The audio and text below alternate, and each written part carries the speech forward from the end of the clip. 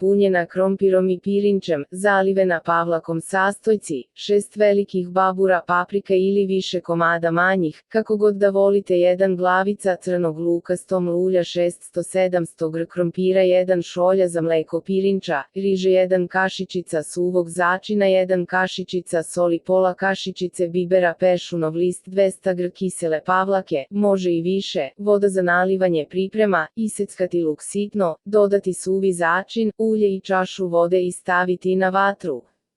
Dok se luk kuva, očistiti krompir i izrendati. Kada je sva voda isparila, još malo promešati luk, dodati pirinač i krompir, smanjiti vatru i malo sve prodinstati uz stalno mešanje.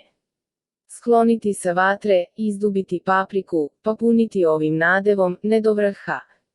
Pouljiti posudu za pečenje, na dno staviti ostatak nadeva, preko poslagati papriku i sve preliti čašom vode.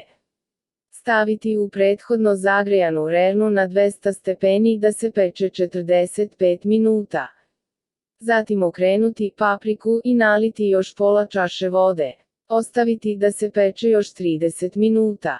Umutiti pavlaku sa malo soli i malo vode, pa preliti preko paprike i isključiti rernu.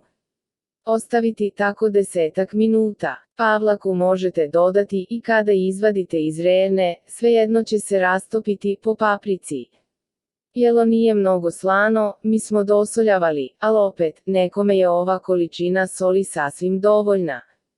Prijatno! Za najnovije recepte kliknite subscribe, like i zvons, svaki dan najnoviji recepti, zato nas zapratite.